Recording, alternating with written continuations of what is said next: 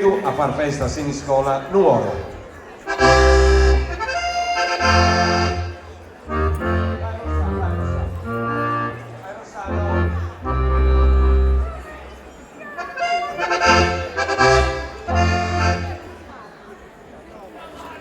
L'organetto diatonico da un ragazzo d'oro che è Rossano Sanna, mi fate un applauso.